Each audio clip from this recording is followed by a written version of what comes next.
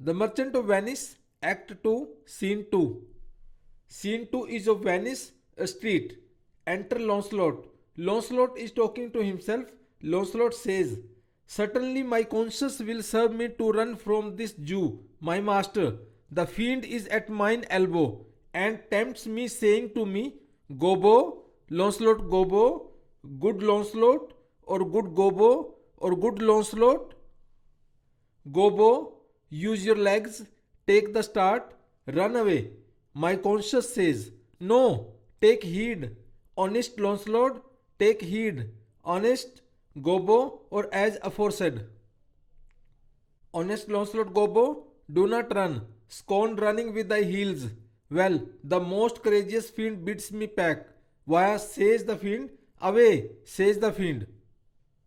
For the heavens, rouse up a brave mind, says the fiend, and run.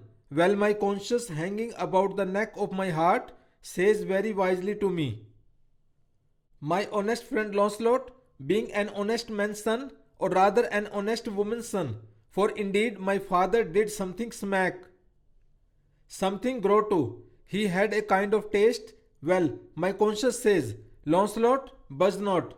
Buzz, says the fiend. Buzz not, says my conscience. Conscience, say I, you counsel well. Fiend, say I, you counsel well. To be ruled by my conscience, I should stay with the Jew, my master, who, God bless the mark, is a kind of devil.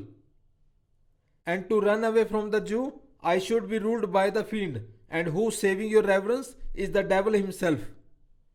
Certainly the Jew is the very devil incarnal, and in my conscience is but a kind of hard conscience, to offer to counsel me to stay with the Jew. The fiend gives the more friendly counsel. I will run. Fiend, my heels are at your command. I will run. Enter old Gobbo with a basket. Gobbo, Master young man, you, I pray you, which is the way to master Jews? Launcelot, aside. O heavens, this is my true begotten father, who being more than sand blind, high gravel blind, knows me not. I will try confusions with him. Gobbo, Master young gentleman, I pray you, which is the way to master Jews? Launcelot, turn up on your right hand at the next turning, but at the next turning of all, on your left. Marry, at the very next turning, turn off no hand, but turn down indirectly to the Jew's house. Gobbo, by God's sonties, 'twill be a hard way to hit. Can you tell me whether one Launcelot that dwell with him or no? Launcelot, talk you of young Master Launcelot? Aside, mark me now. Now will I raise the waters? Talk you of young Master Launcelot? Gobbo, no master, sir, but a poor man's son. His father, though I say it, is an honest, exceedingly poor man, and God be thanked, well to live. Launcelot, well, let his master be what will. We talk of young Master Launcelot. Gobbo, your worship's friend and Launcelot, sir. Launcelot, but I pray you, ago old man, ago I beseech you, talk you of young Master Launcelot? Gobbo, of Launcelot, an't please your mastership. Launcelot, ago Master Launcelot, talk not of Master Launcelot, father, for the young gentleman according to fates and destinies and such odd sayings, the sisters three and such branches of learning, is indeed deceased, or as you would say in plain terms, gone to heaven. Gobbo, marry, God forbid. The boy was the very staff of my age, my very prop. Launcelot, do I look like a cudgel, or a hovel post, or a staff, or a prop? Do you know me, father? Gobbo, alack the day, I know you not, young gentleman, but I pray you, tell me, is my boy, God rest his soul, alive or dead? Launcelot, do you not know me, father? Gobbo, alack, sir, I am sand blind. I know you not.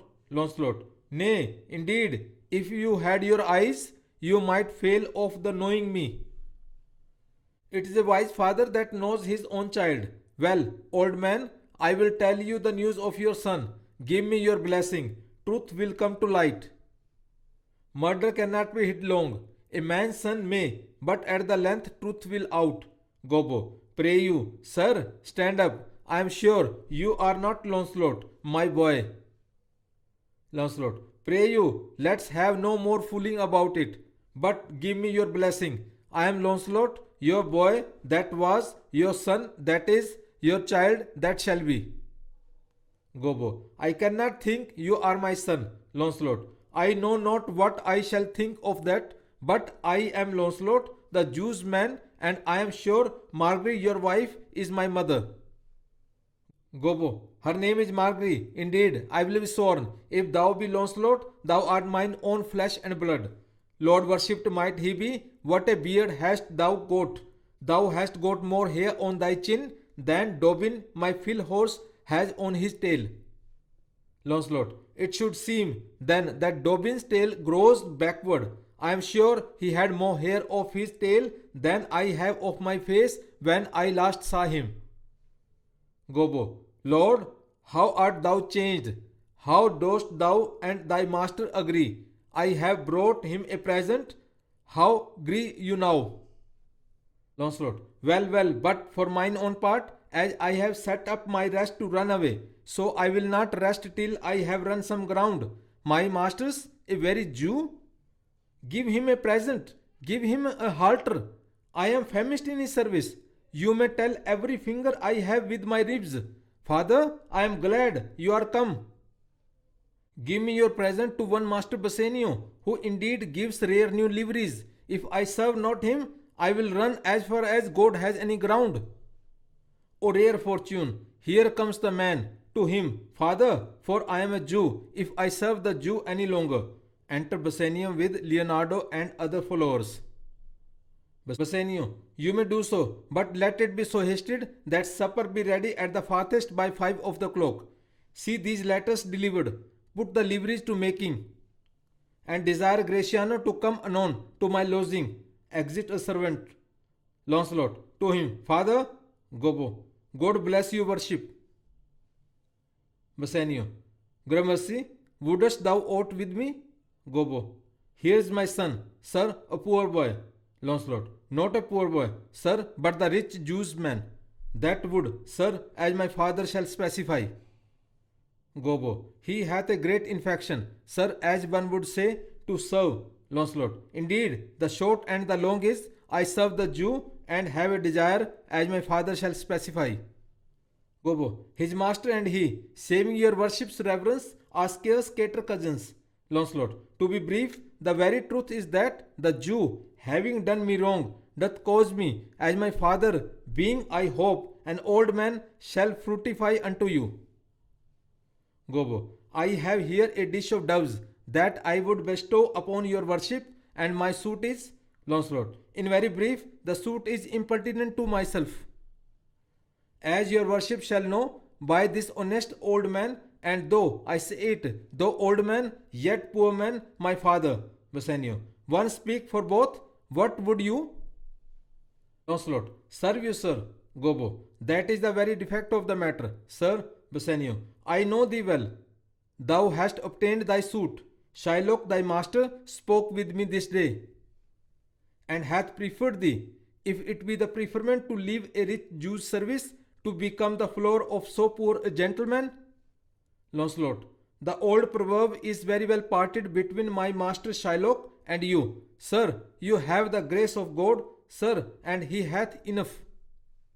Bassanio, thou speakest it well. So, go, father, with thy son, take leave of thy old master, and inquire my lodging out.